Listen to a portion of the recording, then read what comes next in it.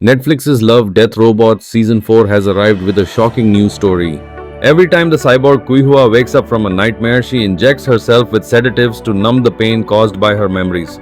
She lives alone in the depths of space inside a base that resembles a spider's nest. The purpose of isolating herself like this is so that no one can disturb her and she can focus solely on plotting her grand revenge. But one day, the sudden arrival of an interstellar merchant disrupts her plan. Kuiva accidentally discovered a strange ice crystal ore that is millions of years old.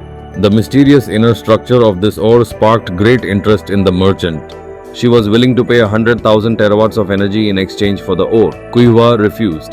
The merchant then added another offer, an all-purpose energy core that could bring Kuiva enormous wealth and power. Yet she still refused. Kuiva had no interest in riches. "What I need is a weapon," she said. "A weapon powerful enough to destroy an entire colony." Years ago, colonists from Konos massacred Kuihua's hometown.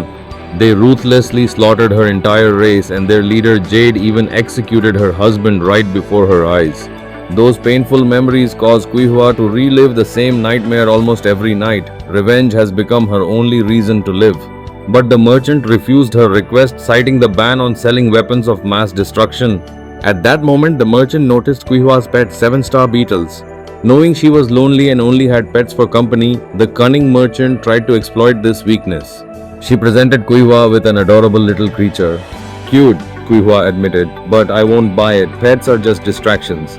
The merchant then proposed Kuihua could keep the creature for 3 months, and if she grew attached, they could trade it later for the ice ore. Though she had been consumed by hatred and pain for years, Kuihua couldn't help but soften at the sight of such a healing little creature. She reluctantly agreed. The merchant quickly delivered the pet to her base and left. Kuihua opened the package, carefully examined the small creature, and found nothing abnormal, except that its genes were far more complex than any known life form. The next morning, she awoke to find her 7-star beetle torn apart. Alarmed, she rushed to find the little creature, only to witness it devouring the beetle and then undergoing purification. Over time, the small creature's companionship began to heal Kuihua's inner wounds. She gave it a name, Xiaobiga, but happiness never lasts long. Suddenly, the base alarm blared. Kuihua hurried to investigate. Her mortal enemy had arrived. "Hello, Lydia Jade," her comms echoed. "Imagine my surprise when we intercepted your transmission to your mechanic friends on Enceladus. The Shaper Council thought you'd crawled away to die, but I knew better. How many times have I killed you already? 11, and still you survive. But this time I've come to finish it, Lydia and your husband too. My mission is to end it once and for all." It was Jade who had also learned of the ice ore. Seeing her sworn enemy again reignited Kuihua's fury. She unleashed a barrage of firepower directly at him. "I may die," she shouted, "but you will pay the price." She fired a toxic gas bomb at Jade's ship. The crew inside were instantly corroded into dust and the ship crashed, but Jade survived, protected by his armored suit. He infiltrated the base and hunted Kuihua down. She ambushed him, but the difference in strength was too great. Jade overpowered her, slamming her against the wall.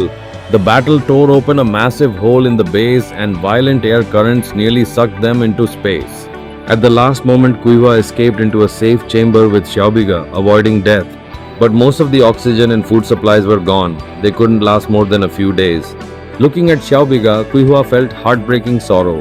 Her revenge had finally been fulfilled, yet the cost was her own doom. Then Xiaobiga suddenly bit into her hand gently. The next day, the merchant returned to Kuihua's base. She reclaimed Xiaobiga and together with the ice ore merged them into a genetic fusion.